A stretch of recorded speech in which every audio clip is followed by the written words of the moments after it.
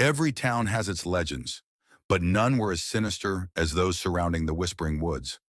The forest loomed just beyond the edge of town, its gnarled trees clawing at the sky like skeletal fingers.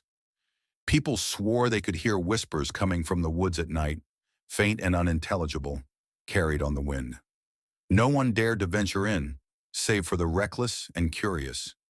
Most who entered returned, pale and trembling, muttering about the voices.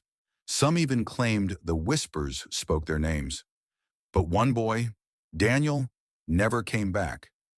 Daniel had been dared to spend the night in the woods by his classmates. He laughed off their warnings, calling the legends childish nonsense. Armed with a flashlight and his phone, he stepped past the tree line at sunset. The first few hours were uneventful, though the silence was unnerving. No birds, no rustling leaves, just an oppressive stillness. As the night deepened, the whispers began. At first, Daniel thought it was the wind, but then he heard his name. Daniel! He whipped around, shining his flashlight into the shadows. Nothing.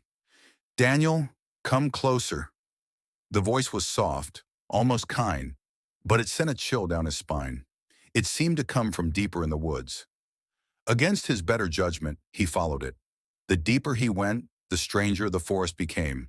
The trees seemed to twist unnaturally, their bark blackened and oozing with something dark. His flashlight began to flicker. Help me, Daniel, the voice pleaded now, sounding like a child's. Who's there? Daniel called out, his voice trembling. Then he saw her, a little girl in a tattered white dress, standing a few feet away. Her hair hung in her face and her skin was pale, almost translucent. Are you lost? Daniel asked, stepping closer.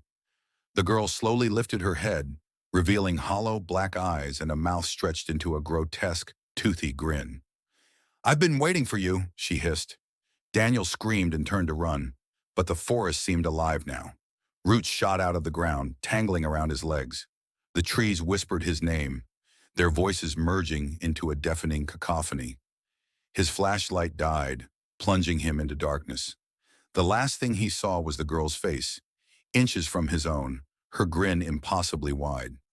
The next morning, the townspeople found his phone near the forest's edge. The screen cracked and smeared with dirt. It was still recording. When they played the video, all they heard were whispers, and Daniel was never seen again.